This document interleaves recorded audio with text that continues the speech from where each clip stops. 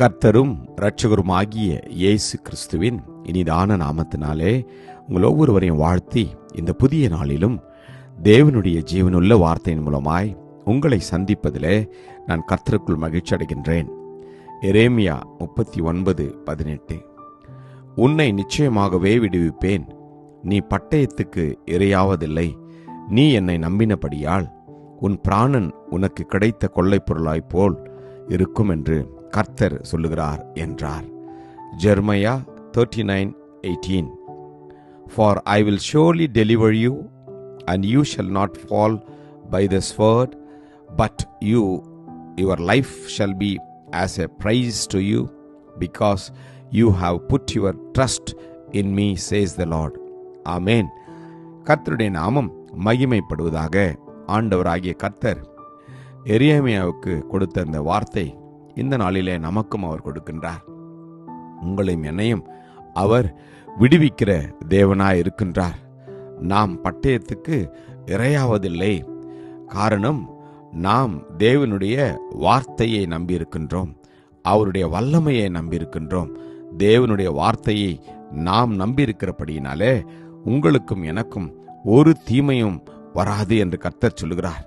நம் பிராணனை நமக்கு கிடைத்த கொள்ளை பொருளாய் அவர் பாதுகாத்துக் கொள்வாராம்.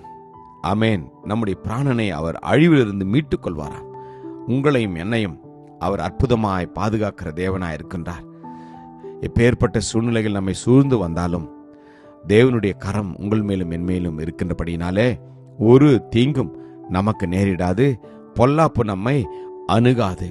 ஆமென். ஒவ்வொரு நாளும் நாம் எதிர்பார்த்து கொண்டிருக்கிற சமாதானமும் சந்தோஷமும் இன்னும் அது நடைபெறாவிட்டாலும் நம்முடைய தேவன் நம்மை காக்கிறார்.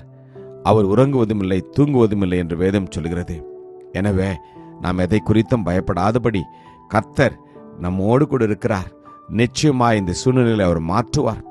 நம்மை எல்லா பயத்தினின்றும் அவர் விடுவிப்பார். உங்களையும் என்னையும் அவர் நம் பிராணனை அவர் பாதுகாத்துக் கொள்வார். நாம் ஏன் கலங்க வேண்டும், ஏன் பயப்பட வேண்டும்? அவர் ஜீவிக்கிறார். அவர் நம்மை பாதுகாத்துக் கொள்வார். உங்களுடைய எதிர்காலத்தையும் பிள்ளைகளுடைய எதிர்காலத்தையும் நம் குடும்பத்தினுடைய எல்லா காரியங்களையும் அவர் பார்த்து கொள்வார். காரணம், அவர் நம்முடைய பரம தகப்பன் மாத்திரமல்ல, அவர் நம்முடைய நல் மேய்ப்பனாய் இருக்கின்றார். நம்முடைய தேவைகளை எல்லாவற்றையும் அவர் பார்த்து கொள்வார். உங்களுக்கும் எனக்கும் இந்த 3 மாதமாய் அவர் செய்த ஒவ்வொரு நன்மையான காரியங்களை நினைத்து நாம் அவரை ஸ்தோத்தரிப்போம்.